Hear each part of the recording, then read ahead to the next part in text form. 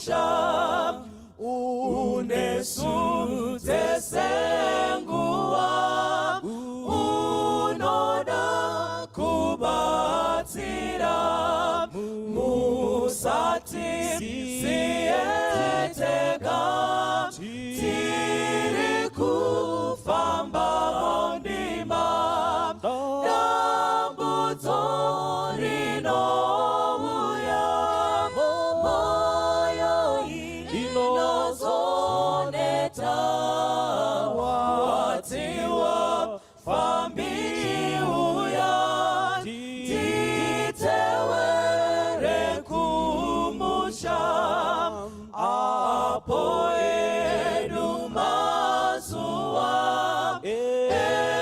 emabasa pera basiku nozo sara kuyenda kokudenga kufunga ngemazita kuti sutanyorwa watiwa fambi uya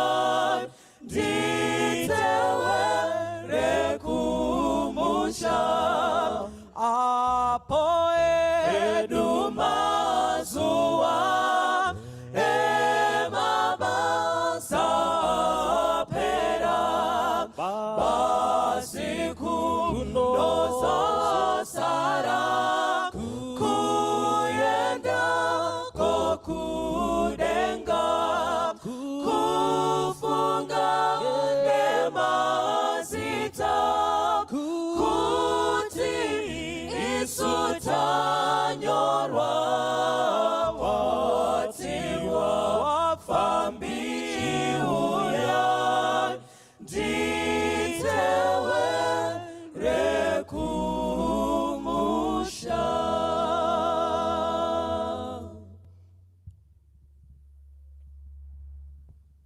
In 47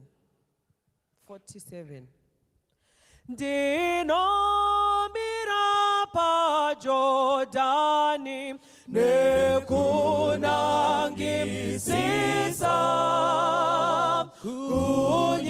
kunyikayo yekenani uko kunemusha tichazorora kunyika iyo kulenga kubashoma tichazorora ikweyo toimba rio rwa Mozisi na Jesu tichazogara kumakomo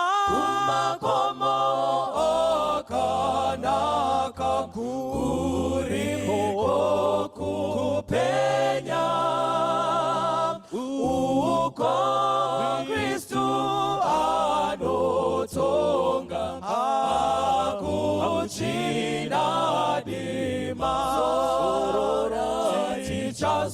tichazorora kunyika iyo kuyenga kubashoma tichazorora ikweyo toimba rio rwa Mozisi na Jesu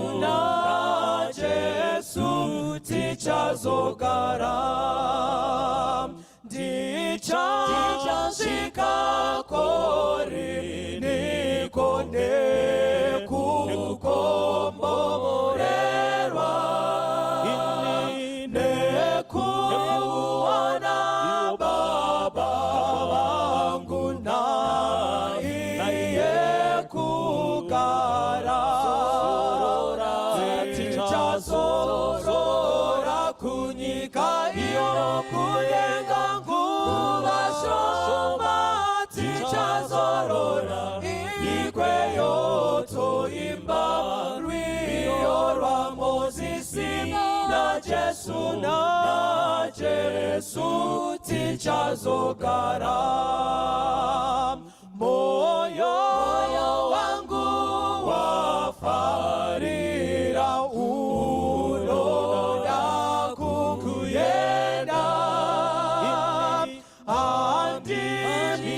chirocho uyanda shiminga kufamba tichazorora kunyika iyo kudenga kuvashoma tichazorora ikweyo toimba rio rwa Mozisi na Jesu tichazogara tichazorora kunyika iyo kudenga kuvashoma tichazorora ikweyo toimba rio rwa Mozisi na Jesu tichazogara. 151 ndiri kufungane kunaka kwenyika iyo ndichasvika kwawira netsitsi ndichamira namuponesi ndichawa nenyerezi here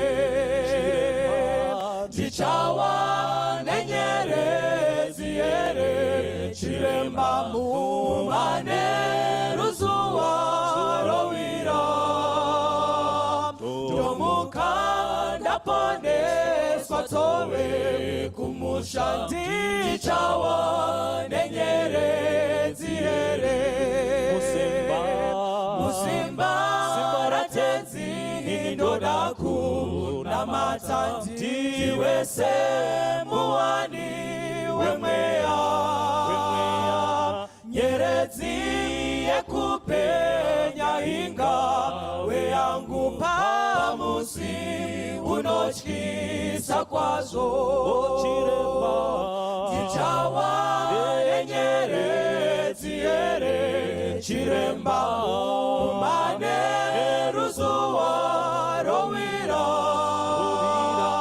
ndomukane ndaponeswa towe kumusha ndichawa nenyerezi here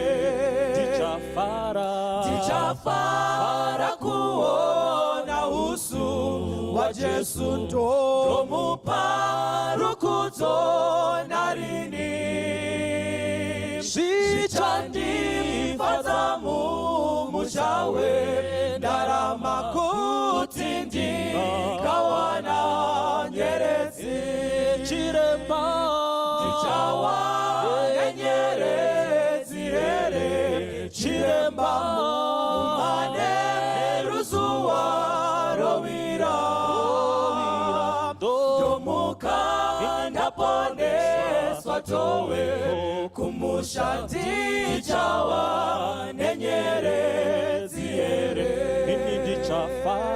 ndichafara kuona usu wa Jesu ndomupa rukudzo narini zvichandifadza mumushawe ndarama kuti ndikawana nyeredzi chiremba ndichawa nenyerezi here chiremba umane ruzuwa rowira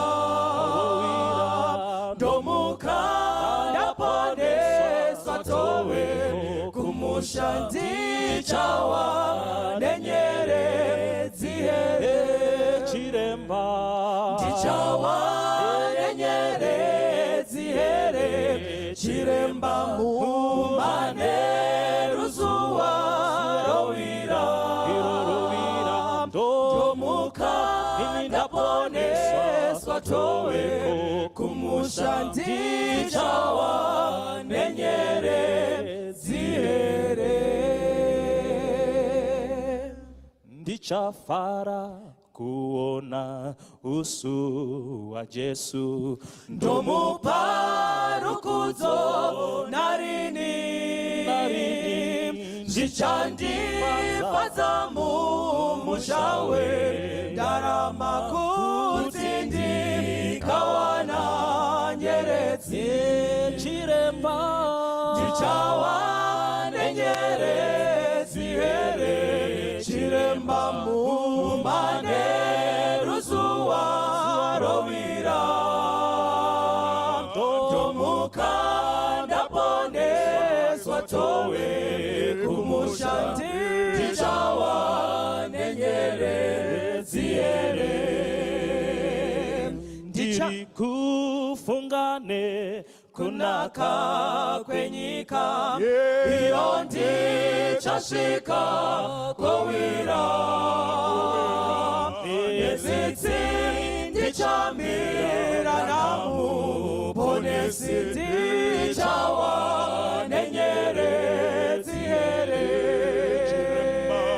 ndichawa nenyeredzi here chiremba mumane ruzuwa rovira ndomuka ndaponeswa towe kumusha ndichawa nenyeredzi here musimba ratenzi ndoda kunamata ndiwese muwani wemweya nyeredzi ekupenya inga weyangu pamusi unotyisa kwazvo ndichawa nenyeredzi here chiremba mumane ruzuwa rovira ndomuka ndaponeswa towe kumusha ndichawa nenyeredzi here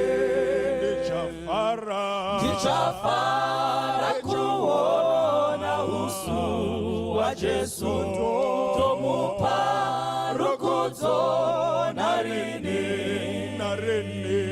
zvichandifadza mumusha wendarama kuti ndikawana nyeredzi chiremba ndichawa nyeredzi here chiremba mumane ruzuwa rovira ndomuka ndaponeswa towe kumusha ndichawa nenyeredzi here chiremba ndichawa nenyeredzi here chiremba mumane ruzuwa rovira ndomuka ndaponeswa towe kumusha ndichawa nenyeredzi here.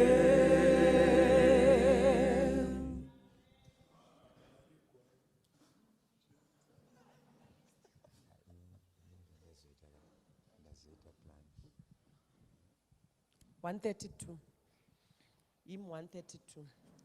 Pedyo nemuchinjiko panetsime kwaro mvura yekura apa iyo yabva kuna Jesu ipo pedyo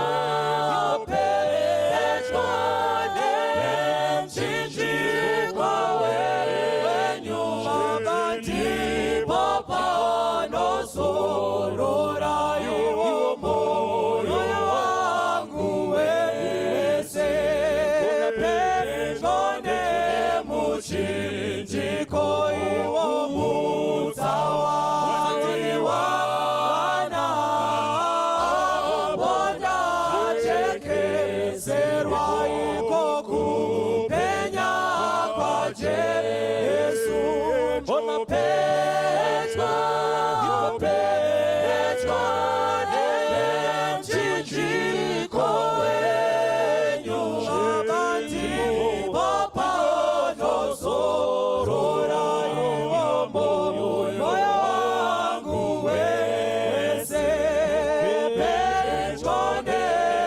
muchinjiko ini ndomuwo naJesu ini ndibatsire kufamba imo mumabvute awo pedyo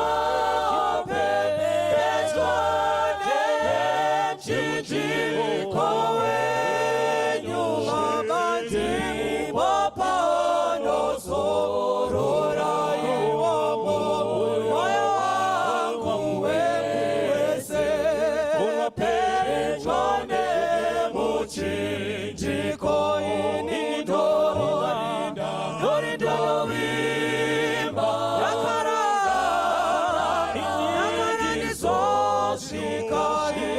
miriyo kwerwizi pedyo nemchinjiko wenyu ndipo panozorora iwomo moyo wangu wese pedyo nemchinjiko wenyu ndipo panozorora iwomo moyo wangu wese baba ndipo panozorora iwomo moyo wangu wese ndipo panozorora iwomo moyo wangu wese.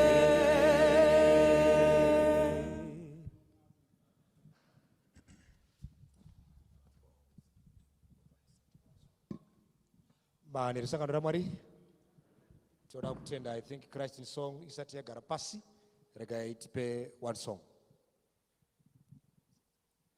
Tichasimuka tese.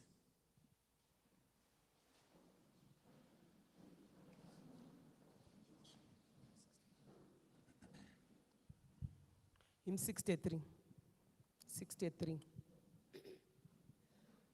Doyera senyi moya maro pa Jesu ega dino chenange iwo maro pa Jesu ega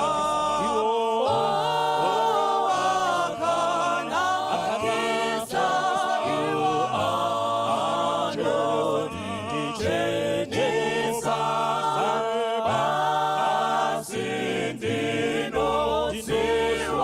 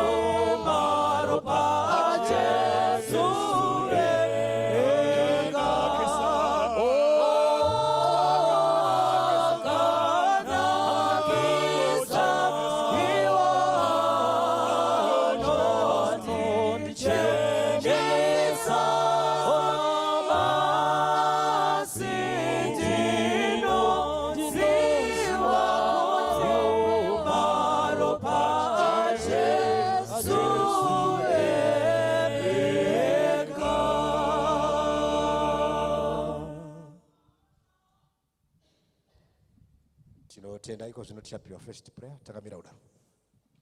Ngatinamatei kuna Mwari Baba vari mumusoro denga, tinokutendai nechipo cheupenyu chamatipa nemwe mukana Jehovha wekuti tinzwe shoko renyu para kutaura kwatiri Mwari. Zarurai mwoyo yedu tigowanikwa Jehovha tichitendauka muri Jehovha, dzigodzoserwa kwamuri, dzadzoserwa kwamuri, mbiri isapiwa kune munhu asi igopiwa kwamuri. Chivai nevari kufamba vachisvika pane ino nzvimbo, ivai nevese vakateerera Mwari paachanzwa irori shoko Jehovha agowanikwa achitendauka muzita raJesu risingakundikane. Amen. Thank you. Christ in songs katika redu pasi.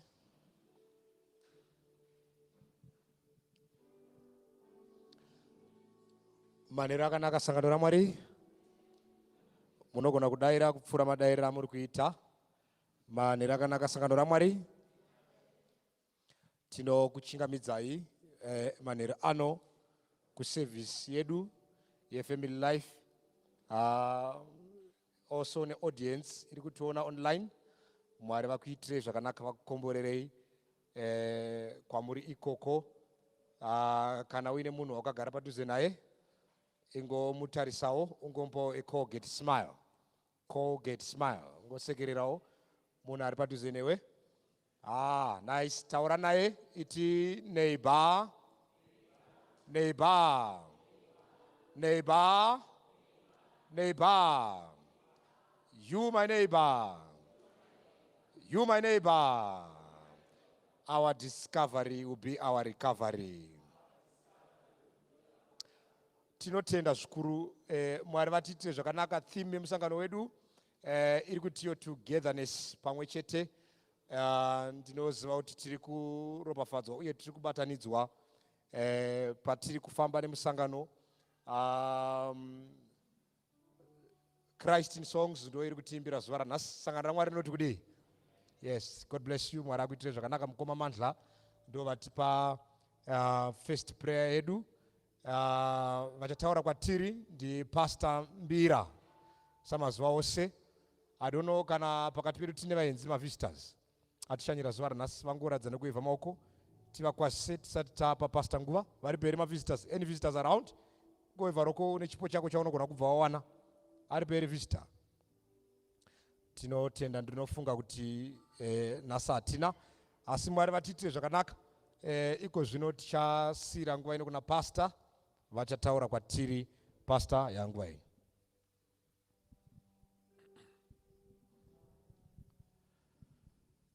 Manerano ndoda kukwazisa hama dzangu nezita raJesu anogara nekusingaperi.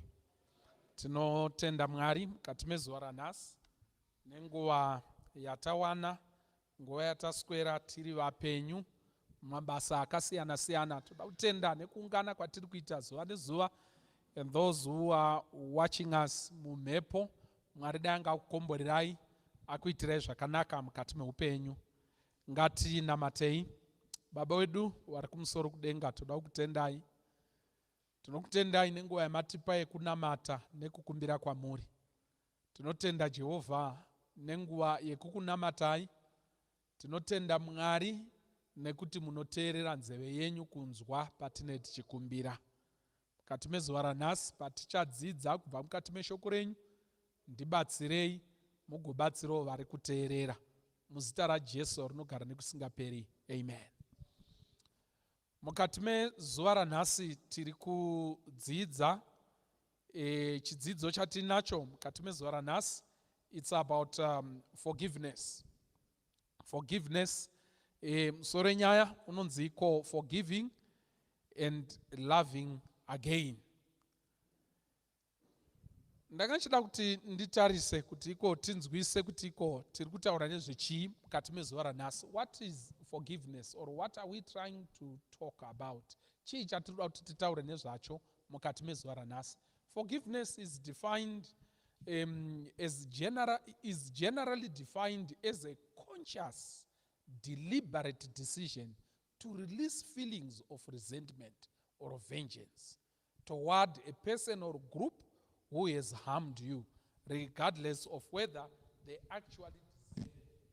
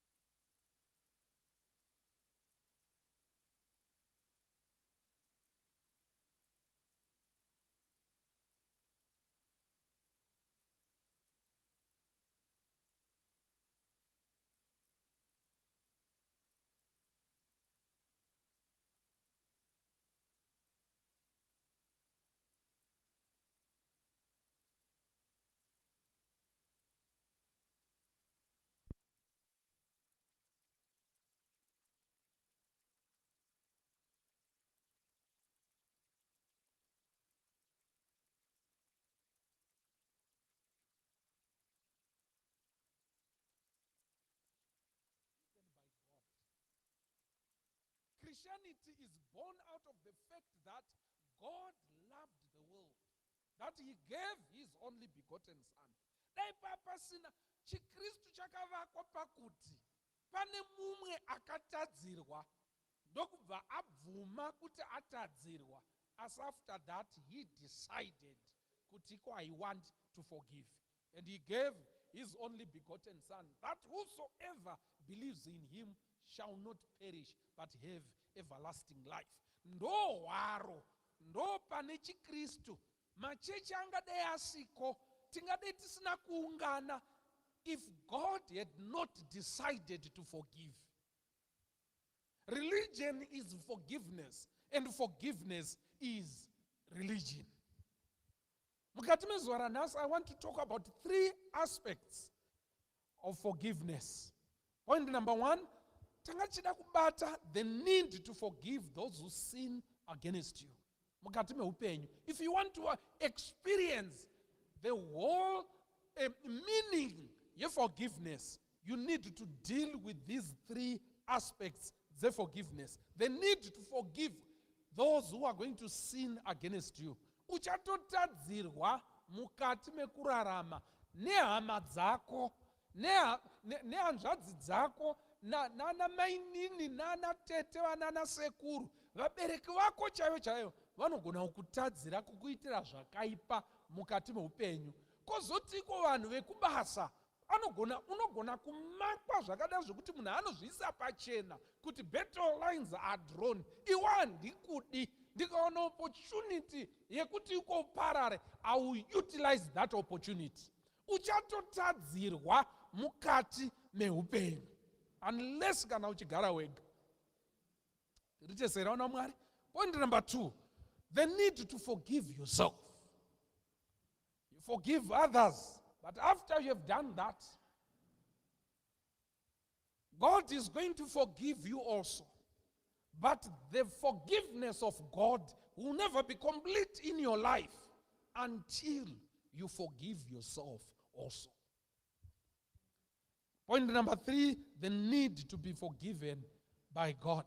So you forgive others, you forgive yourself, and you must be forgiven by God. And the good book says, on the aspect of forgiving others, forgiving other people, mukati meupenyu wako. Colossians chapter 3, verse 12, kusvika verse 13.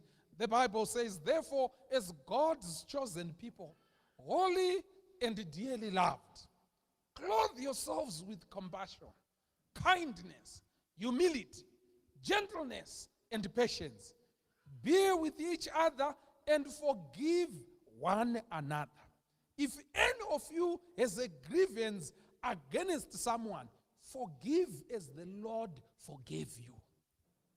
And over all these virtues, put on love, which binds them all together in perfect unity. Mukati mechikristu chako uchasangana nekutadzirwa vanhu vanokuitira zvisina kunaka mukati meupenyu. If you are going to carry that burden all your life, uchigara matare nekudedza vanhu vose kuti ndakanzwa kuti wakataura nanhingi zvikadai mukati meupenyu, you will live a miserable life. And above everything, bear with each other and forgive one another. It reminds me of the story of Joseph. Nyaya yaJosefa inondibata zvakanyanyisa mukati meupenyu. Now Joseph ka nemabrothers ake aya, kuvengana kwacho kuchibva kumombe chaiko, vachikura vana vomunhu mumwe chete, vachikura kudaro vari pamwe chete. Akatanga kuvengwa neveropa, ndo vakatanga kumuvenga. Vamuvenga kudaro, zvinodzikwa havana kugumira ipapo, vakaronga zvavakaronga against Joseph. But Joseph, zvinonziko Jehovha akanga ainaye. Munoziva vakoma vaJosefa havana kugumira pedyo in terms of kuvenga mukomana. Vakatozoda kudeura ropa kuti iko akabva panyika zviri nani. Akabva panyika zviri nani. Ndo makuriro kana uchirera chakaipa chinogona kukura kusvika pakaipisisa mukati meupenyu. Unenge uchingofunga kuti aiwa kusawirirana, asi Satani akanyatsotora karuvengo rwako akakarera zvakanaka, akakapa chikafu chakanaka, rinokura ziruvengo iroro kusvika wakutsvaga ropa. To start as a very simple thing. David chaingoda is a one night stand nemukadzi womunhu. Just a simple night na Bathsheba. And atoudzwa neservant paakaona mukadzi iyeye, zvikanzi ndiani mukadzi uyu? Servant yacho yakati, munoziva language yeservant yanga yakangwara. Zvikanzi ndiBathsheba, mukadzi waUria. Muri kunzwa ni servant matauriro akaita. Akapa pachena kuti uyu mukadzi uyu akaita sei uyu? Akaroorwa. Sevha ndiyaifungidzira kuti dzimweni dzenguva pandichamenshena kuti mukadzi waUria, one of your generals, David achambva ati no, just forget it. It's okay. Yeah, it's okay. But akatoona Joseph ningirikiri David ato serious. So bring her to me. What? Nekuda kwekomandi ndokutoenda. Mukadzi uya ndokuunzwa. Munoziva kuti pane pamwe paunounzwa kunzi elder, zvinoita but pane pautoda kati, pane pauda ubhadharo. Vanhu vasingaende kuchechi vanenge vachida kukumisa ipapo. Kuti maybe vakakudza kuti pane pakuda kubhadharwa. Iwo unomva kuti ngatitsvage imwe nzira. But vazhinji vanobvunza kuti how much?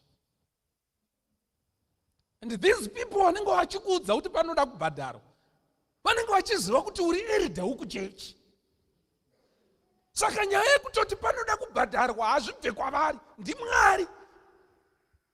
Ndozvakaitirwa David kuti ndiBhetishebha, mukadzi wani waUria. Zvikanzi endai munomudedza. Vanhu vakashamisika kuti what is this? And it continued like that. Vaita zvavakaita, hazvina kumirira ipapo. Mudzimai ane nhumbu. What? Wane nhumbu? Murume wacho ngaabve. Muri kuona makuriro azvakuita? Murume wacho ngaabve kupi? Ngaabve kuhondo. Ngaauye. Ndokubva David abva pakungotora mukadzi wemunhu, ndobva aronga kuti munhu amwe wawa kusvika adhakwa. Akadhakwa kudaro, hanzi haana kudzokera kumba kwake kunorara. Akati in his stupor, he said, handingaende kuIsraeri yose namambo wangu Joabi vari mukati mesango. How on earth can I go home and be with my wife and be married with my wife when the ark of the covenant is in the bushes? Kanzano, shirika tione kuti iko tozviita sei. Zviri kukura. Muri kuzviona kuti zviri kukura? Vazama zvikanzi kudzimara munhu anyora tsamba. Panyorwa tsamba isai Uria panopisa pacho. And Uria was finally killed. From just a simple request to be with a certain woman for a night. But it grew to something that was a monster. Ende pakupedzisira zvakakuwadza ushe hwaDavid kwemakore akawanda. Saka vanhu vafana vaikufunga kuti itsikana tiri kumombe tichiita izvozvo, but it grew kusvikira vakutsvaga ropa remunhu. Saka when you cherish ruvengo, when you cherish kuparara kwoumwe munhu, when you cherish those things, kutanga kwazvo but kwazvakananga, you won't believe it. Zvinotanga sezvinhu zviri very, very simple, asi kwazviri kuenda kwakaoma. Takambotaura nyaya yasekuru wangu. Point yandaida kuillustrate ndeyekuti in very simple things zvinoappear as honest, Satan anenge achigadzira a certain web against and around you. Kuti pakupedzisira maplans, maschemes ake abudirire mukati meupenyu hwako. Sekuru wangu vaigona kutamba draft. Draft munoriziva here? Vanhu vanenge vakungoziva sunuka chete vanhu. Draft rinotambwa nemabottle tops. Ndizvo here? Sekuru wangu vaigona draft zvemhando yepamusoro. Vaitamba nevanhu vakawandisa pamashops, but vaivarova vose. Vaizezesa panyaya yedraft. But waiti ukanyatsotarisa gemu racho sekuru achitamba, pamwe pacho vanenge vachikanda vachipira chichirohwa so vachipira vachironga chichifamba, iwe ufamba uita manyemwe pamwe pacho umbva worova tu go umbva uisapa. Ivo vachifamba zvakanaka, vaisunga draft kusvikira pakuti iwewe wega ukanyasoritarisa kana wakangwara vaingonzwa munhu akuti manditya. Because chero power bata, chero power, any touch, any move, vanonobuda bhobho. Varonga draft wakavarairwa. Ndo chaizvo zvinoitwa nadhiabhurosi. Pamuri kurera vana venyu, pamuri kuisa ziwifi rinotyisa rine spidi yakaoma, vana vachienda kuchikoro zvichidini, ngwarirai pamwe pacho draft riri kufambiswa nadhiabhurosi. Pachazosvika pakuti kana iwewe wega unoti aiwa ndadyiwa tirite sei, unobvuma wega. Saka ikona kuita zvimwe zvinhu mukati meupenyu zvaunongoti hazvina basa hazvo, zvinenge zvidiki, Satani ari kufambisa zvijaka. Saka vakavengana zvakasimba kusvika vakutsvaga ropa kuti rideuke. Zvikanzi ngatiuraye munhu ndokuitirana nharo. Mwari apindira, vaitirana nharo, ngatikandei umu afire umomo, kuti iko tisamba taita direct kuti tambaya nemapanga kana kuti taita sei, ngationei zvekuita, let's get rid of this young man. And they agreed. Akapinda mukati megomba rinotyisa, ndokuzotengwa nevaya, ndokudzika kuenda kuIjipita. Achisvika muIjipita kutsvaga basa. Unoziva kwawaenda hauzivi cheko. Ndiri kuona Josefa achitangira mustriti kurara muna mukuvisi, ndoma akatanga kutsvaga basa achibudamo. Hakuna hama, hakuna ani, chimutauro cheko chirapa hasi kuchinzwa. Kwakutanga kuti wani kudzidzira. Kudzima razowanawo basa. Sezvineiwo awana basa paya.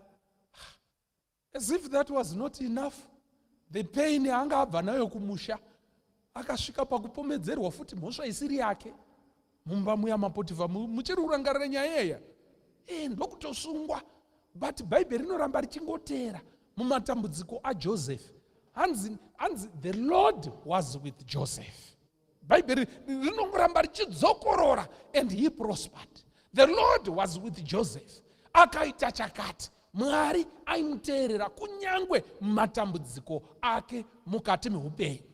Ndakutaurirai vana vaMwari, handizivi kuti uri papi mukati mekurarama, handizivi kuti wakabvepi, wapapiye zvino izvi, ndezvipi zviri kuvava mukati mekurarama kwako. Let it be said of you, mukuvengwa, mukushoorwa, mukutaurwa, muzvese zvinoitika mukati meupenyu hwako, ngazvinyoreke mukati mebhuku retondedzo kuti the Lord was with Joseph.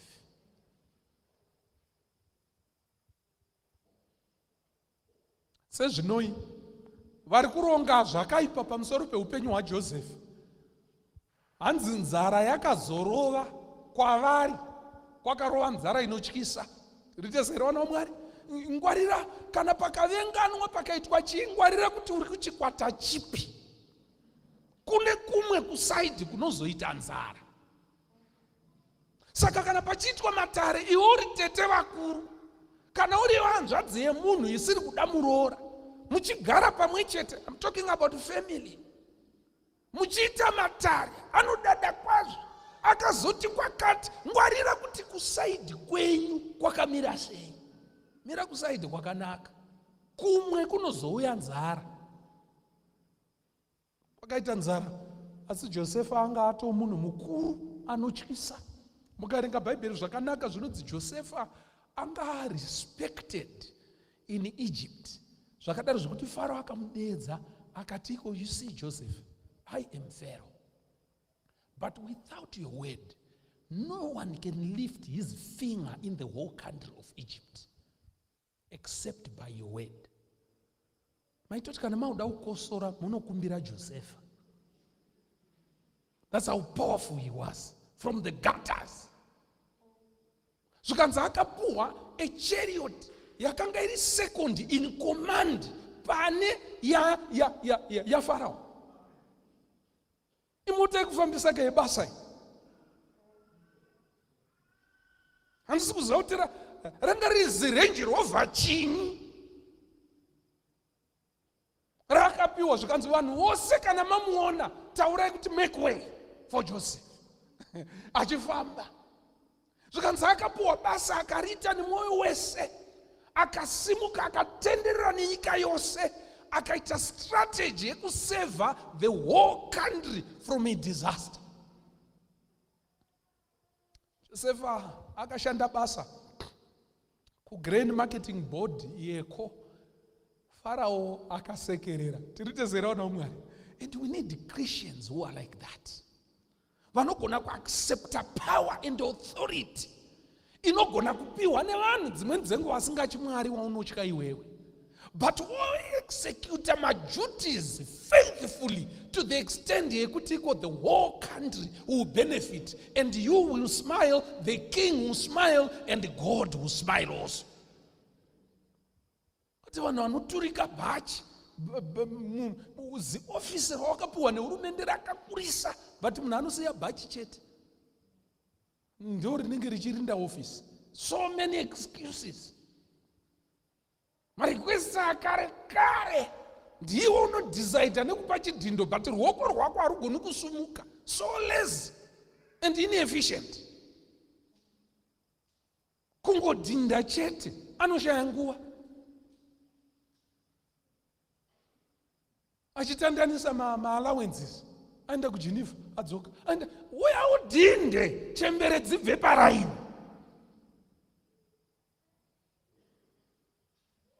Joseph was faithful. Kubasa rake akari executa zvakasimba. The king was happy, the country was happy, and God was happy. Kwarova nzara hanzi wakomba wakasvika. Ndokutoone kwanza. Hawasan im. Hasiningirike. Chii chiruda kuitika pana? Kwakuna kuti vana vamai vangu chaiwo. Sinonzi akavadedza kuvadedza chiboisa padivi vomboisirwa zvinhu mumasaki voteerwa voita seunzi endai munotora nhingi auye endai munoita kana musiri matsotsi and all that. But I like what Joseph did. And he set a table for his brothers who tried to kill him, but he set a table. Ice cream iripo asi yaijikika, hakuna izomboita zvinonetsa. Yanga iri genuine ice cream. Mvura iripo yanga iri genuine.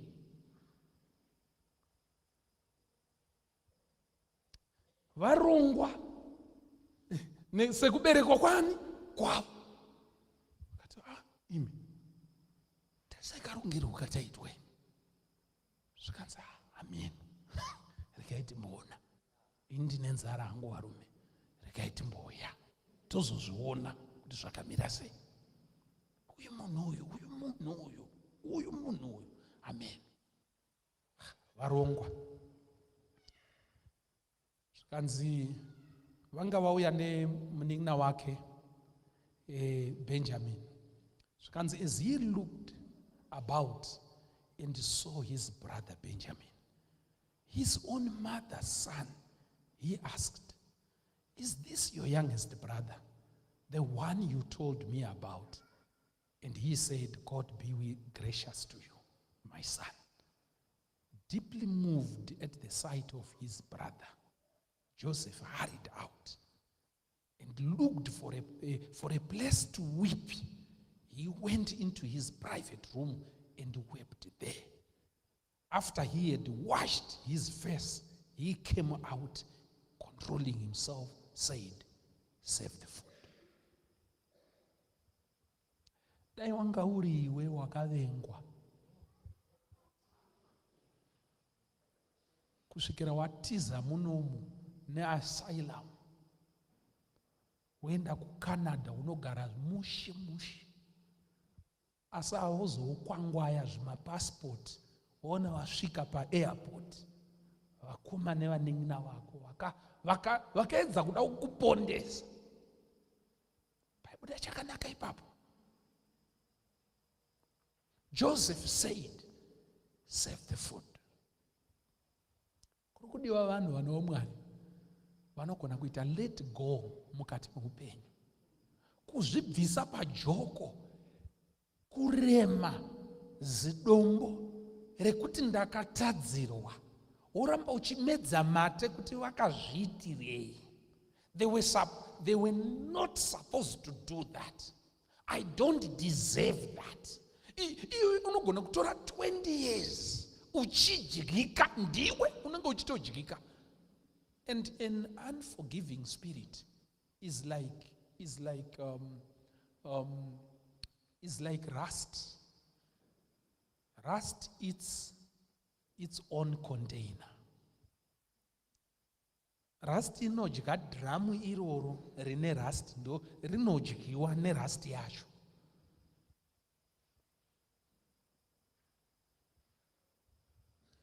Save the food. Then Joseph could no longer control himself before all the attendants, and he cried out, "Have everyone leave my presence." So there was no one with Joseph when he made himself known to his brothers, and he wept so loudly that the Egyptians heard him, and the Pharaoh's household heard about it. Joseph said to his brothers, "I am Joseph.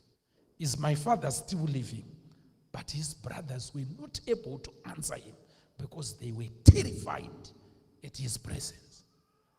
Munhu ari kukusevha utaura kuti ndine mukoma wenyu James. Pakadimhiri kwapokoteke kumusha kwedu. Maiforgive vari sei maiguru pamwe chete nemuchemberi. Utaura zvese zviri pachena. Pawakanzwa kuti I am Joseph, hanzi they were terrified. Ndiri kuona vanhu vachidonhedza chipitsa, chidringi chichidonhera uko. Uyo ari kudonhera amheno zibhandi raanga akabata, umwe angoshama kudai aine amheno zvazviri mukanwa. Mumwe akada kukusebera pedyo nedoo because pakangonzi I am Joseph. Tirite sere, azvina zvakazoya zvakauya, but pakambe panzi I am Joseph, your brother. Powoda kuda kudini. And he collected all his brothers and he started crying. Chiregai kudaro. Ndimwari akaita kuti zvidaro. He took it positively. Tirite sere? Ndimwari akaita kuti zvidaro. Otherwise, denda ndisina kuuya kuno maiparara ino. Chinde munodedza baba. Mouya mese muno. Togadzira kusaidi kwamunogara. Titange upenyu hutsva. Chikanganwa zvose zvamakandiitira. Now, imwe point yandiri kubata panapo ndire kuti Josepha, when he confronted maybe my enemies of his life, nekuti hakuna akambenga atsvaga kupondwa kwake zvakanyanyisa kusvika so close to his life sezvakaita mabrothers ake. Zvimwe zvese zvazviri zvidiki. He came face to face with those people. Zvikanziko, when he came face to face with those people, he could not handle himself. The first thing chaakataura ndiye kutiko, all Egyptians leave us. Timbotaura vana vanyamunhu toda kumbokurukura. Chimwe chinoita kuti iko musagone kuregererana nehama dzenyu, chimwe chinoita kuti musagone kuregererana even in church, you involve a lot of Egyptians in your affairs. A lot of Egyptians. Amwanoenda nerweseri otsvaga zvawakomana zvemedia kuti kanda zvikandire, toda kumuparadza. Zoti bvu.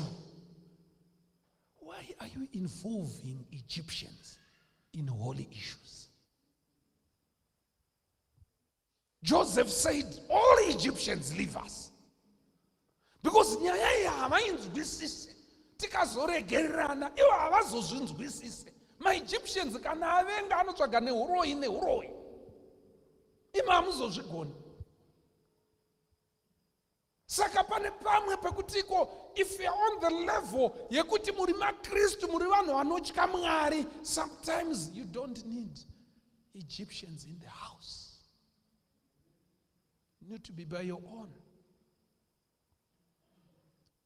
And sometimes church as a family, as one body, you are the only church it clean its linen in public.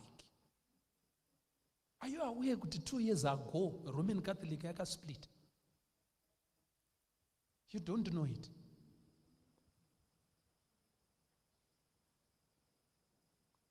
You don't even know it. Because vanotaurirana pachezvavo.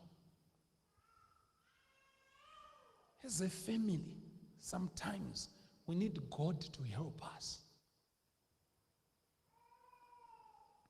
Kanzi Josepha akaregerera vana vamai vake.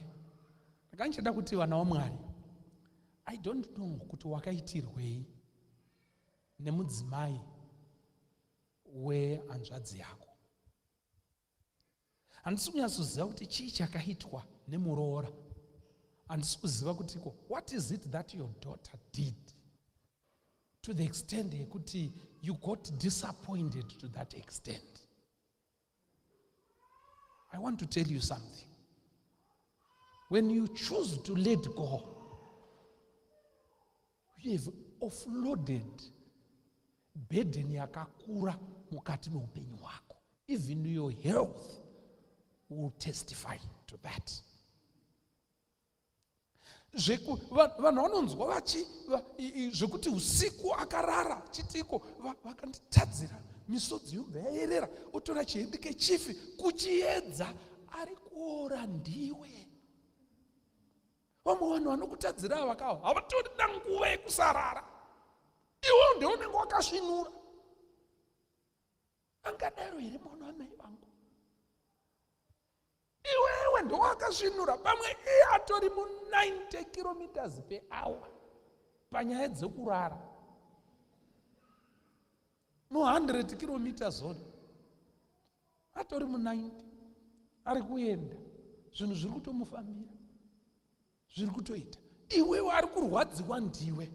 Saka ndanchida kuti vana vaMwari, when someone maybe pane umwe munhu akakutadzira mukati meupenyu, reconsider us to forgive that person, to forgive them. So the first point is, in terms of forgiveness, you need to learn to forgive people who sin against you, because God forgave us. Point number 2, forgive yourself. John 8 verse 36 says, if the Son therefore shall make you free, ye shall be free indeed. Pana vanhu vazhinji, most people can't move on in life because they don't believe in the grace of God. They can't forgive themselves. Mwari akatovaregerera kare kare. And vanobhabhatidzwa camp meeting after camp meeting. Ukavabvunza vanotaura kuti munongochizivo changu pastor, ndiregererei hembe ndagadzirira, ndinoda kubhabhatidzwa. Ndakatadzira Mwari 1976. Zvakaitika pari pahondo, vanobva vatsanangura zvose. Saka Mwari ndakatadza, ndakasviba pamberi pamwe. 1970 pane makore mangani? From 1976, over 40 years. Iwe, kana Jehovah hakuregerera, you are free indeed. Ende vamwe vanhu vanoisa zvitema pachikero. uti eya anoregerera hake asi changu hamuchizivi. Pastor, I'm dirty. Unomona unodaro. Saka Jesu akafiriko. Jesu akafira kuregerera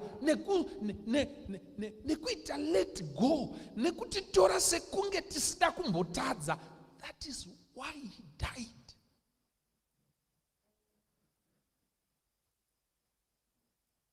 Saka never underestimate the power of the grace of God. Kana ukagara tikararama nemunhu asina kuzviregerera mukati meupenyu, even the family you are even ndikati chiniko, you are a liability to the happiness of the family. Because each and every time, even confidence hauna mukati meupenyu, nekuti you don't believe in the grace of God. Ndokutaurira vana vaMwari, kana paine zvinhu zvakaitika mukati meupenyu, ukauya kuna Mwari ukakumbira nemwoyo wese kuti Mwari ndakatadza, ndichenurei, God is in the business of making you clean. And you shall be free indeed. Saka believe in that. Mwari anofarira kutiitira nyasha. Anofarira kuitira nyasha kuzvuru zvamazana. Tiritezeraona Mwari? So azvienderana nekunzwa kwaunoita iwewe kusviba and all that. Mwari anotichenura, anoramba ari in that business yekuti tanhaura minzwa yose and all tendencies and that great burden of sin. Mwari is in the process yekuti ukuture mutoro uyoyo. Asi kana warambira pamutoro zvinonetsa. Chichatadzisa vanhu kuenda kudenga. Hakusi kuti iko vakatadzira Mwari zvinosemesa. Chinochatadzisa vanhu kuenda kudenga ndikwekuti iko God said, yes, I know what you did, but come. Uyai zvinotitaurirana. And you felt dead to the extent that you didn't stretch out your hand to clasp the hand of God. Those jatadzisa vazhinji kuenda kudenga, not believing kuti Mwari anokwanisa kundisimbisa akandipa upenyu hutsva. Saka musazvidze nyasha dzaMwari. Until you forgive yourself, you will not experience the full freedom of the concept of forgiveness. Zvakakosha kuti unzwisise kuti Mwari ane simba rekukuregerera. Point number 1, learn to forgive the people who sin against you. Point number 2, forgive yourself. Because God has forgiven you. Point number 3, you need to be forgiven by God also. You forgive others, you forgive yourself, you are forgiven by God. In fact, maybe you forgive others, God forgives you, and you forgive yourself. Maybe that order is better. Proverbs anotiko, chapter 28, verse 18. He that covereth his sins shall not prosper, but whoso confesseth and forsaketh them shall have mercy. Uyo anofukidzira zvivi zvake haangavi nemufaro. Haangavi nemufaro. Esitaurirwa nasekuru wedu kanyaya kanodziko, unofanirwa kana uine dambudziko unofanirwa kutsvaga munhu anokubetsera. Ndo chakanga chiri chidzidzo chemunyaya iyi. Zvakanziko kune mumwe mukomana ainziko Leonard. Hanzi Leonard akanga adzidza zvinhu zvakawanda mukati meupenyu, but aigara mukati menyika whereby modeling was a very big business. And vanhu vaifarira that modeling and all that. And Leonard was into modeling. hanzi hanzi aita akapfeka sutu wainyasona kuti achena zvinotyisa, ufamba pamberi pevanhu, and people would say ndiye number one. Hanzi akahwina mikombe yakawanda, but the problem ndiye kuti iko Leonard, one, was not married because of the certain problem yanga inayo. He had asna too many friends because of that problem. He had a certain wound rakanga riri muhapwa raipinda mukati-kati, and nguva payaifamba and all that zironda raita deepen. But he never, haana kana waakamboratidza mukati mekurarama. Aiedza by all means to wear the most expensive perfumes and walk zvakaiso kunaka zvekuti hakuna munhu aifungidzira dambudziko rakanga rina Leonard. And they went to this big, very big contest yemodeling, and he was one of those. Vanhu vakanga vabva kure kure, and it was at a very big grand hotel. Hanzi, as usual, Leonard akafamba, vanhu vose vakati ndiye akachena, ndiye akunda munhu wose.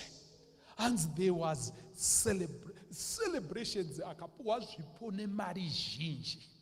Hanzi, number 2, number 3 vakapuwa mari dzavo dzakawanda. People celebrated until midnight.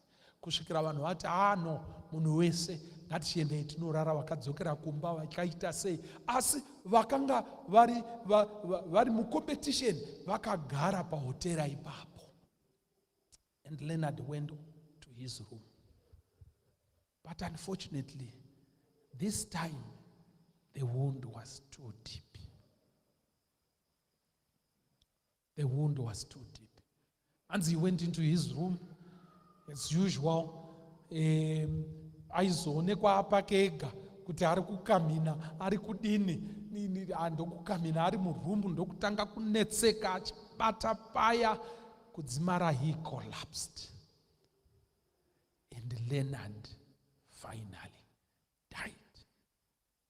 Chibhegi chemari chiripo, macertificates nemikombe zviri paside.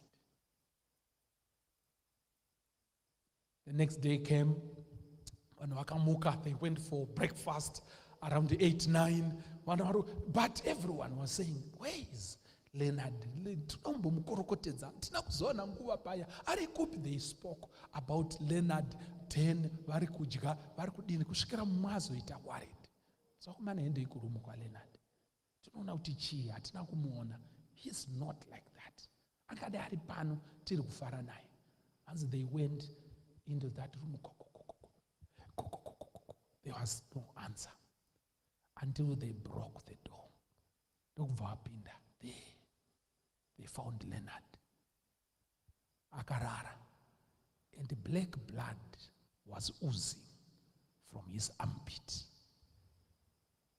Gomba reronda nehonye dzakanga dzichifamba pakapeti yakanga yakanaka. Whosoever covereth anoita kunge zvinhu zviri normal, izvo zvisiri, covereth his sins shall never prosper. Asi uyo unozvireurura, Mwari anomuregerera, anomupa simba idzva mukati meupenyu hwake. Mwari anomukomborera, Mwari anomutungamirira, Mwari anomuitira zvakanaka mukati meupenyu. Why forgive? Why should we forgive each other? Kunyango mukati memba. Why should I forgive my wife? Why should I forgive vanhu vanonditadzira? Being able to forgive and to let go past hurts is a critical tool in the family. Being able to forgive is a way to keep yourself healthy, both emotionally and physically. In fact, forgiving and letting go may be one of the most important ways to keep you and your family going strong. Some transgressions are so harmful that a marriage can't survive, but forgiveness can play a role in such issues. Why forgive? If you hold on to hurts, disappointments, petty annoyances, betrayals, insensitivity, and anger, you are wasting both your time and your energy. Nursing your hurt, whether real or perceived, for too long can eventually make it turn into something more, and hate and extreme bitterness will come. That will be the result mukati mekurarama. Forgiveness in the family. Zvakakosha kuregererana mukati memhuri. Vamwe vanototaura vachitiko health experts at John Hopkins reported that the act of forgiveness can reduce the risk of heart attack, lower cholesterol levels, improve sleep, reduce pain, lower your blood pressure, and decrease levels of anxiety, depression, and stress. Studies have also suggested that forgiveness provides substantial benefits. Utano unobatsirikana kana uine munhu usina beef naye. Utano unobetserekana. To let go munhu akakutadzira mukati mekurarama kwako, their health benefits. But I'm pillars as we conclude. Pillars to note on forgiveness. To be forgiven. Kana uchida kuregererwa nemunhu wakatadzira. Point number 1, make it clear and demonstrate that you understand where you have made a mistake and that you are sorry about what you did. Pane vanhu vasingadi kutaura kuti saka chakambonetsa chii. Vanongoti iwewe chingondiregerera. Pane zvakanetsa, chingondiregerera. Munhu arida kuregerera arida kunzwisisa kuti what is it that happened, so that they forgive. Vanhu havaregerere as a concept, vanoregerera chinhu chacho chawakavatadzira. And if you are not clear kuti iko chii chakaitika mukati meupenyu, they will not be able to forgive you pane zvawakavatadzira. Kana dziri nyaya dzemari, if it is adultery, be clear and ask for forgiveness panyaya yacho iyoyo, so that people can forgive you on that issue. And be genuine. Be genuine.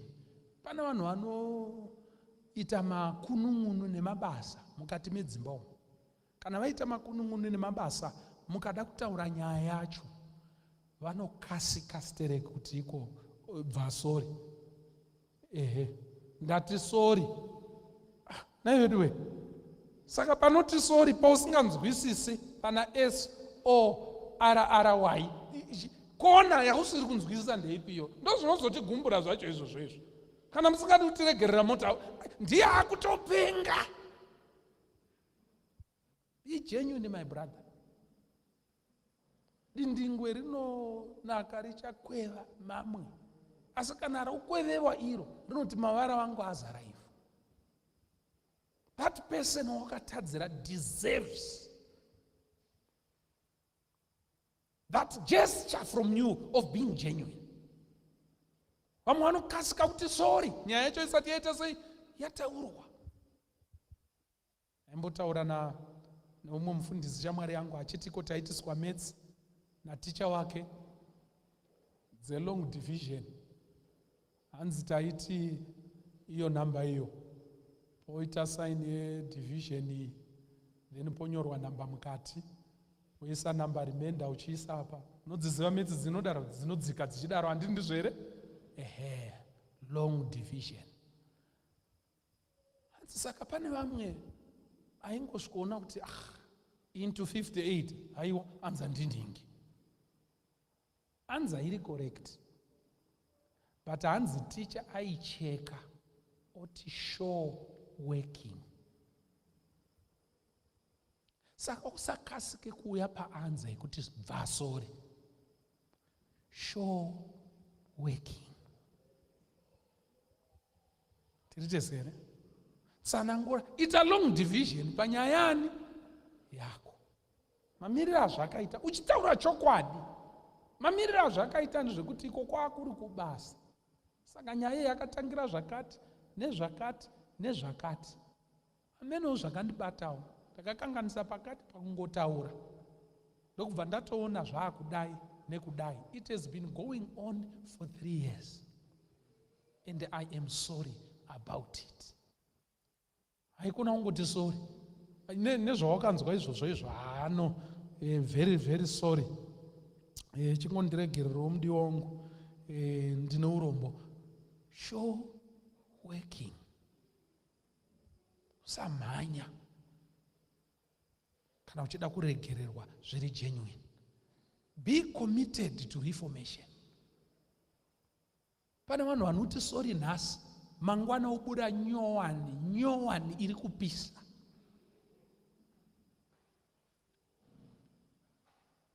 Otenga futi Benz ine vhiri pamusana nepazasi. Sorry dear, Valentine ndiyo mazuruwa, chinyi mazurudo, Cape Town, Bahamas, odzoka ogara nemurume kana kuti nemudzimai.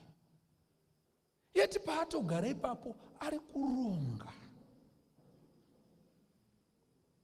kuronga dzimwe dzinofendesa.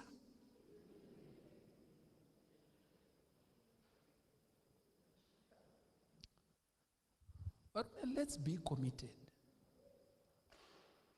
Nyaya yekuramba uchingonziko wabatirwa message imwe yabatwa futi waonekwa kwakati ukangona upenyu hwakuda kutsanangura wane problem. Zvinhu ngazvingojeka. Munoziva pane mikono inopona nekutsanangura. No, pastor, munoziva kana havandinzwisise paBluffhill Church, I work with a lot of women. And the nature of our work, sometimes tinobuda hedu, tichienda kunzvimbo genuine basa. Pastor, it's just basa. Kuisa tu zvirungu, asi munhu ari reza men.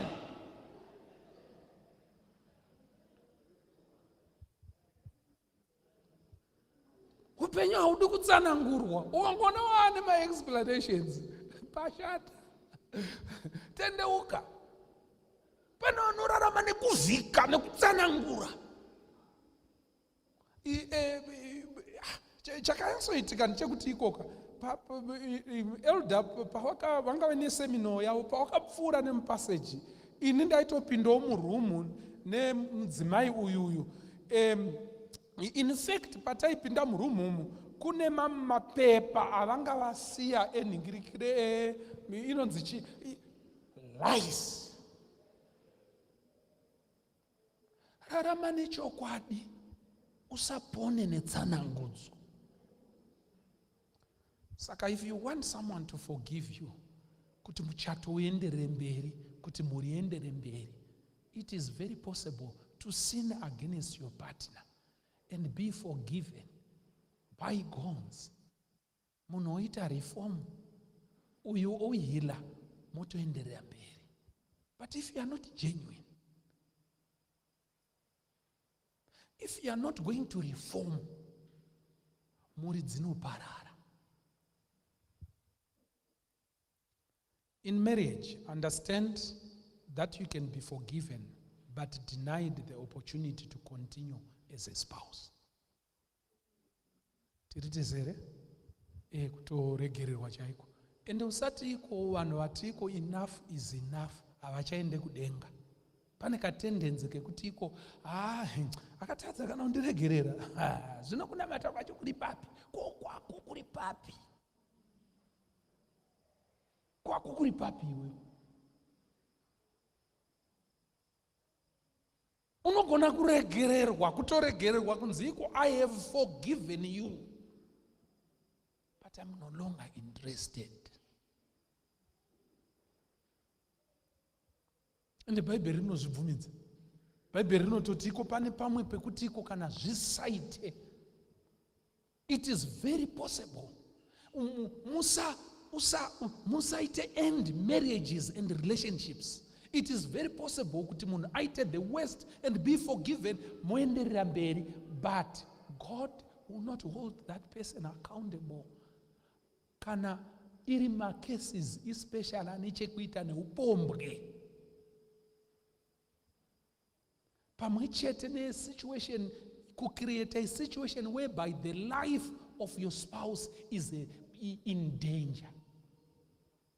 Pana vanhu vanorara nepfuti pasi pepiro, threatening. Haabvumidzwi kusenza mukadzi wacho, anonzi unogara uri pano, and they are threatened. Pfuti inenge munhu anoti zvinonzi ini ndinofarira open door policy, ndo yangu inini. Oisa pfuti apo, zvonzi ngatitaure nyaya yedu. Inini ndinofarira zvinhu zvakajeka. Tirite handisi munhu uya wekuti iko anenge akaisa pfuti apa, but achitaura kuti open door policy, open nepfuti. And people have created certain dungeons in the home, keeping vana as slaves in the home. Achitaurirwa kunzi iko iwe itopora zvako. Munhu anenge aitirwa girlfriend oregerera, oitirwa chakati oregererwa, munhu odzoka aonekwa akarara nemusikana webasa, zori kudzimara amonopolize munhu wese, abata munhu wese sababa, achisenzesa masimba ekubasa and all that, and create a prison in the family. I've spoken to spouses vanotaura kutiko, I can't go anywhere because my husband is well connected. My husband is like a demon. He can follow me anywhere. Kwandaenda. Saka ndiri pamba. For the meantime, pastor, ndinamatiriyo. People have created that. They've created that. Munhu anonzwa kunziko iwe ukabva panapa tisina kuwirirana, kubva panapa kuenda Harare tinoisheka kudai, unopapama pamusoro iwe. Tine simba rekusheka Harare, wega unouya pamusoro wega. Ende unongochitazozviziva kuti nyaya hombe dzacho dziri kunetsa ndiye anotosvika ripotero iye wacho iye. And they are prisons. Now, it is very possible to be forgiven, but denied that opportunity.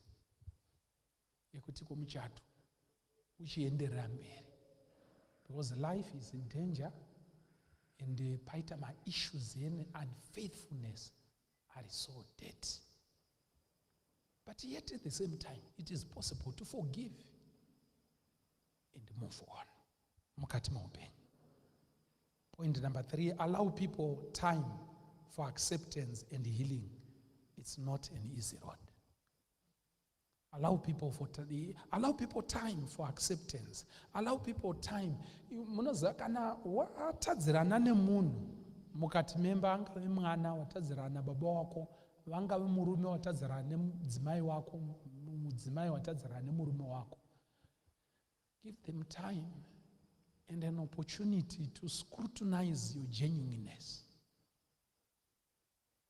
Let them hold your phone anytime and look for what they want to look for and not find it. Kuva hedeni ndo kunonziko inhingirikiri inonzi password. Aria ndiri munhu wani aiwa zvinoitika kuva hedeni. Not with Christians.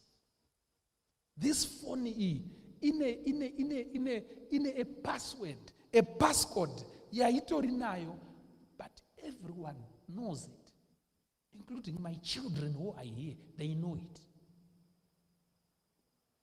Because any time phone, and it must be clean. And sometimes they don't ask you kutiko pao saka patati kuchikoro maita se vanenda mufoni straight kugallery doko anosvikoona upenyu hwama muchita sei chirarama kuti mai vakangonzi ndizve ndizve pane rinopasi zvevalentine hapana kwakaendwa, hapana chakane tiri tese here mafoto varingoona simende dzekubasa varingoona ningirikiri mafotos ningirike mapuranga ekuworkshop chii ndo arimo, otoziva kuti kupanapa pamusha hapana dhiri panapa. Tiri tese here vana vaMwari, mafoni iwayaya kana muri vanhu vari mhuri imwe chete, what are you hiding? Kana uine yekubasa ine information yawakasainira pasi kuhurumende kuti haifanirwa kuonekwa, ngaichigara zvekubasa. Kutoita foni inenge yakasevhwa tumwe tunhu twakasevhwa, pane umwe mukuru anga akasevha anga akasevha ipapa akanzi mhitsa foni yakanzi mukadzi wacho ari kungona muzukuru wangu mhitsa kuma8 ari kufona mhitsa ambonyarara mhitsa ndobva wazoti kweverere kwakutora foni yacho ngirigirigiri pana mhitsa nga foni konga halo lavi mhitsa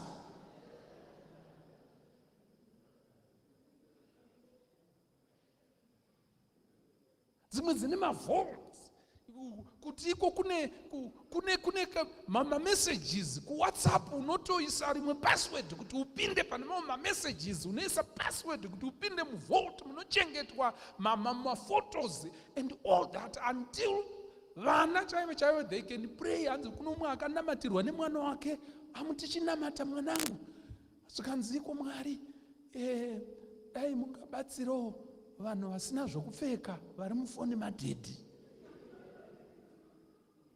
Haitofunga kuti varombo vanoshaya vasina zvokuita sei zvokupfeka, vanenge vakapfeka zvishoma shoma.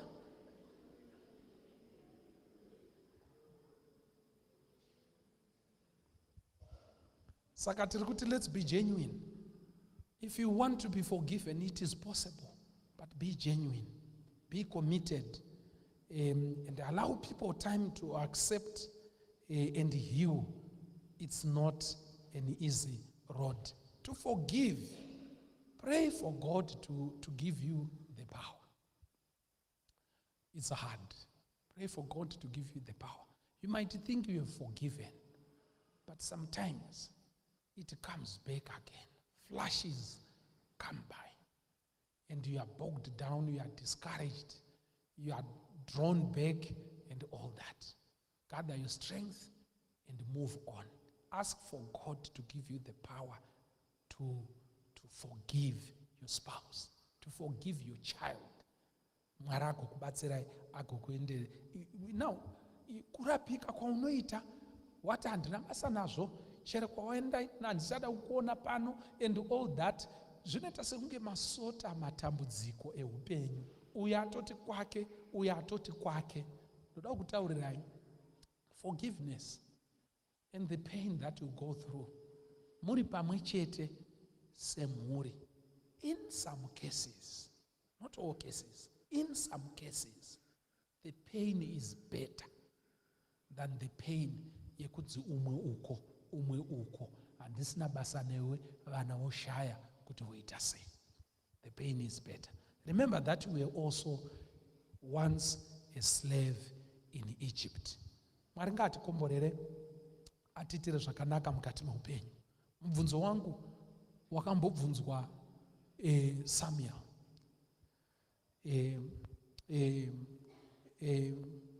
Wakabvunzwa naJehovha achibvunzwa kuna Samuel kuti uchachema Sauro kusvika rini? Until when?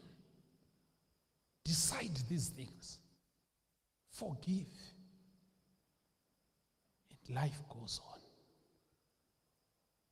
And remember, the prayer atofanwa kunamata ndekuti Mwari, in terms of forgiveness, making me your slave, so that I can be free indeed. At a certain slave market, panonzi ma-slaves achitengeswa as we prepare to pray. Hanzi panonzi paitengeswa ma-slaves, and there were many bidders, buyers, they were coming. Back then, vanhu vaichengetwa semhuka, they were stolen from Africa and the Caribbeans. Vachienda, vachinoita nhapwa, vachinochengetwa semhuka in sugar cane fields and all that. And there was this market, great market. Pakanga paine ma-slaves akawanda. But there was this corner, yanga ine this slave. Hanzi ranga ridashwana narerume, mutimba nyoka mutsika patinhira. Vaya vanotakura mombe, hata iri mbudzi, vanopukuta ziya nemachongwe. Hanzi raipika rume iri, ranga rasiyiwa nevanhu vose, because he was tall and he was giant. Rasiyiwa nevanhu vachiti, no, I don't want to kill myself. This one I won't buy. Almost rashaya anotenga, this big man. Hanzi raithreatena richitaura kuti iko, hakuna, if you are going to buy me, make sure kuti iko ndichasenza ndakasungwa makumbo nemaoko. The moment you loosen me, you are dead. Vanhu vachitya. But there was this young man.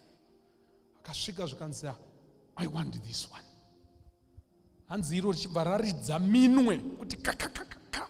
Zvikanzi, yes, thank you for choosing death. Ndiri kunzwa ropa kunhuhwa mumhino mangu. Hanzi rakasunungurwa zvikanzi, takurai musateerere zvinhu zvisina basa. Chibva raiswa muchingoro. Mahorses akasumuka. Kodo. Hanzi raithreatena riri kusaidhi ukoko. Vachienda vari two. Yes, you have bought me, but I can smell blood. I'm going to shed some blood the moment you loosen me. Uya haana kuzviteerera.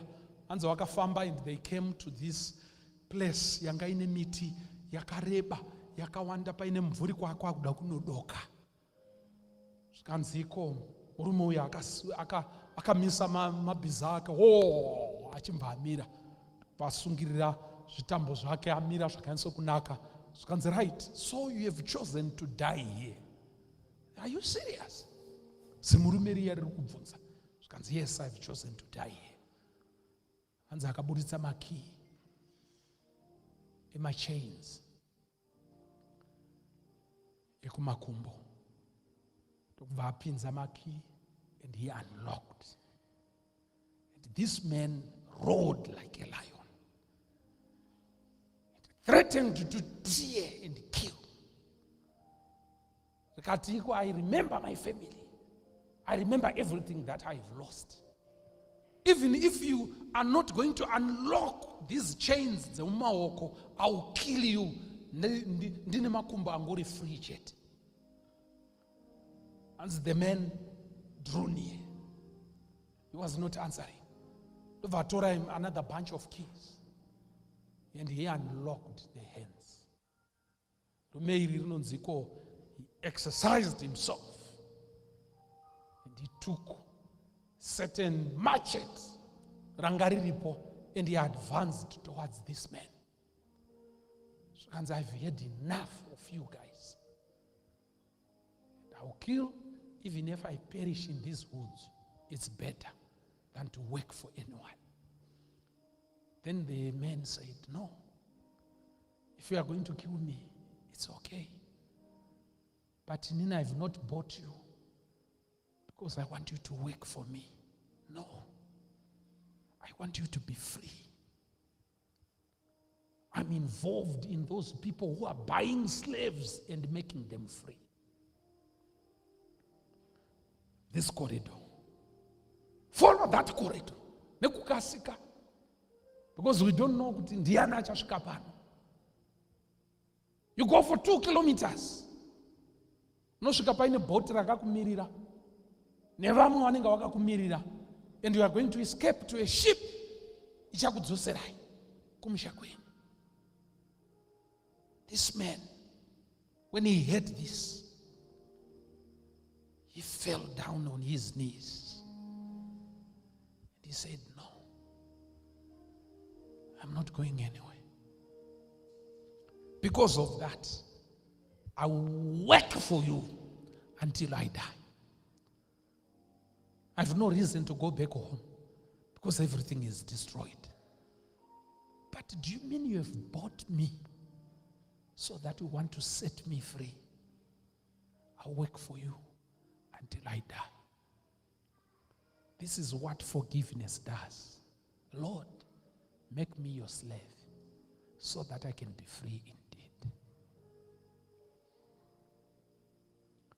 Why are you not sitting down to confront your fears and forgive your spouse? Make a decision at least. Because pane vamwe vanhu vanogara nevanhu vachiratidza kuti handina kukuregerera. So what are you doing with that person? They remind them. Chimai matonyararai miwe upombwe.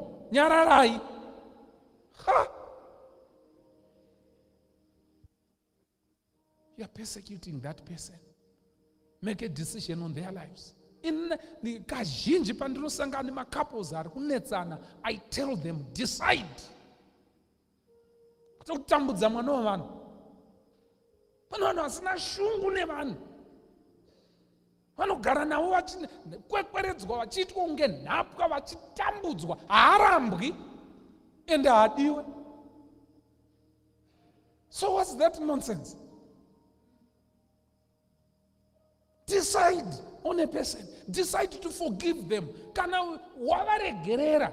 Understand what you are going to go through. The pain that you are going to go through. Choose the pain and walk the road.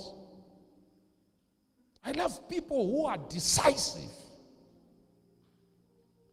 Kuti kuchengeta mwana wavanhu achiita kunge nhapwa, anoondoroka, anonyara kana kugara mucheche, anoshaya, anenge achingocheuka kunzi mai ava nevanhu. Waregerwa wabatwa apa, waregerwa wabatwa apa, waregerwa wabatwa apa. What are you doing? Make a decision to forgive or let go. Make a decision. Uchachema Sauro kusvika rini?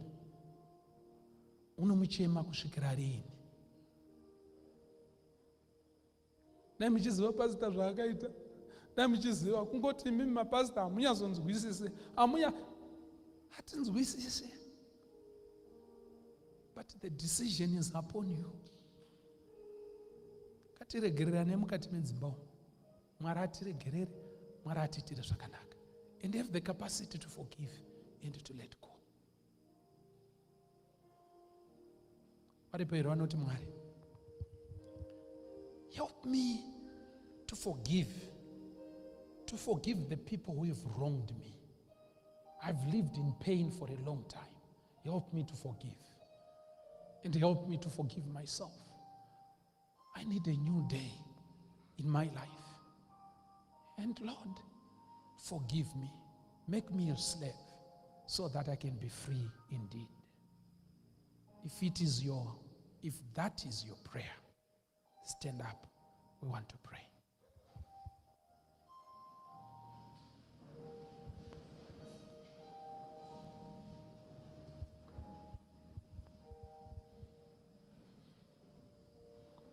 As the music will be continuing, shall we pray?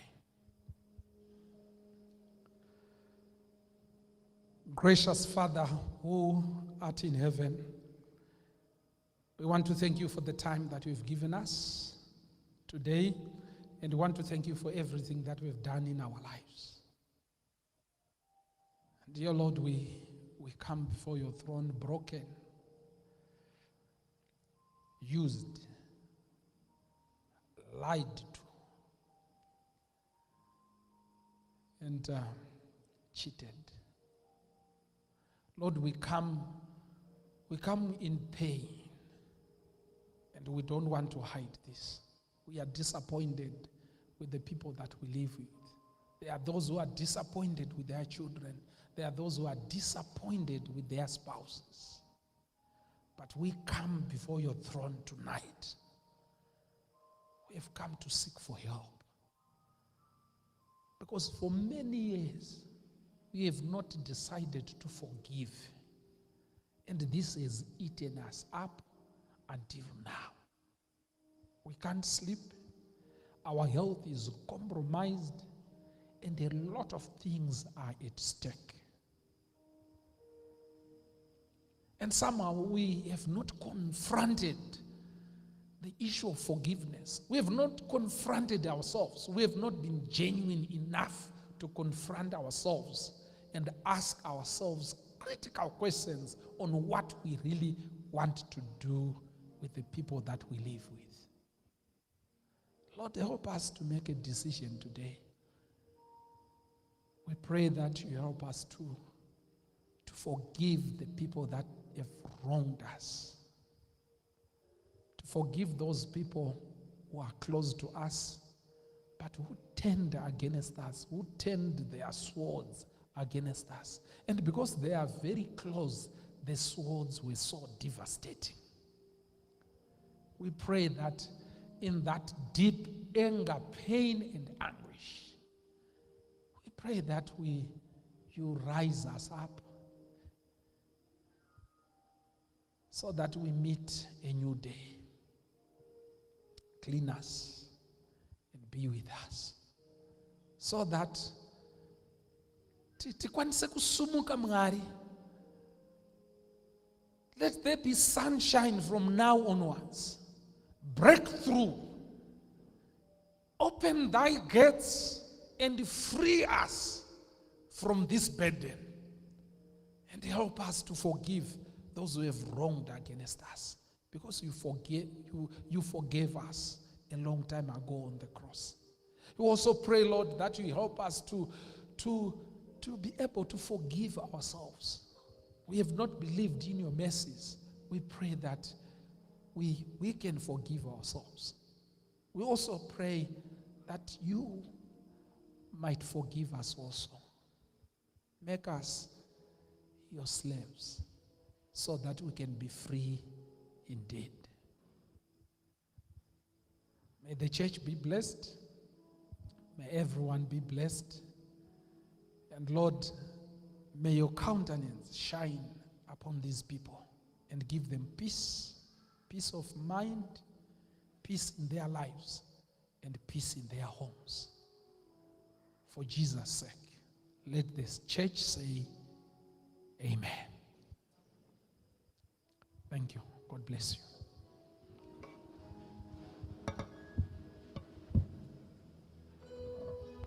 Tinotenda sangano raMwari rinoti kudii.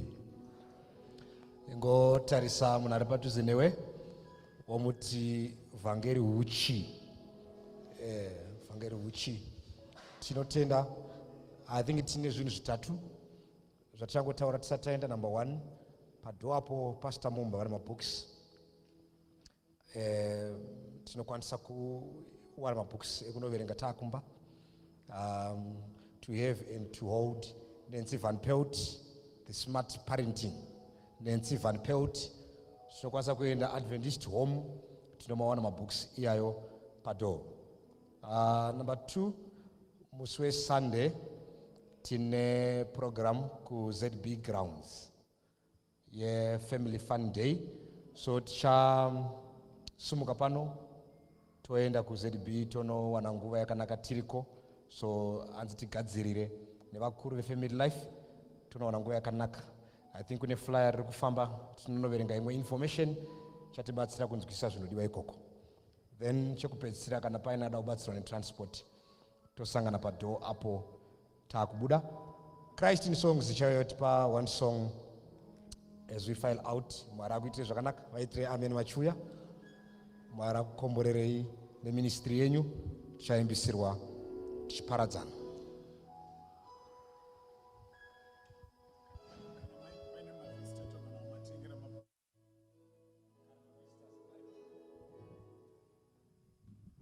If there are any visitors, Sazoya, ngatisanganei pakona apo tiwane mabooks akanaka from Pastor Mumba.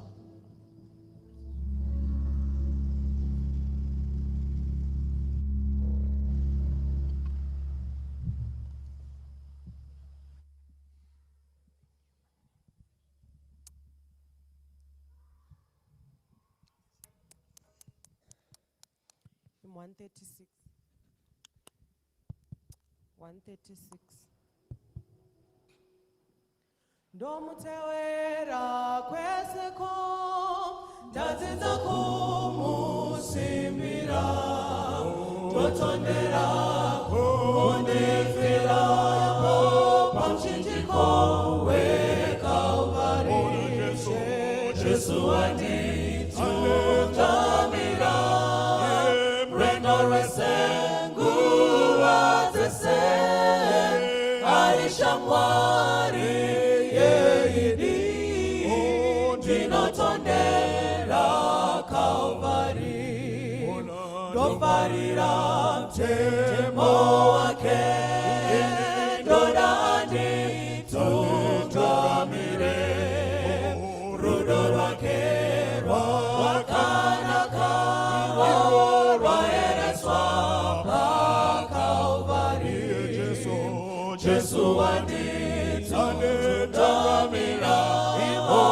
rwendo rwese nguva dzese arishamwari yeidi ndinotondera Kalvari ndinofamba ndisingatyi ndofara naKristu pedyo ndosimbira ndichaiona iyo shamwari yepaKalvari Jesu wanditungamira rwendo rwese nguva dzese arishamwari yeidi ndinotondera Kalvari Jesu wanditungamira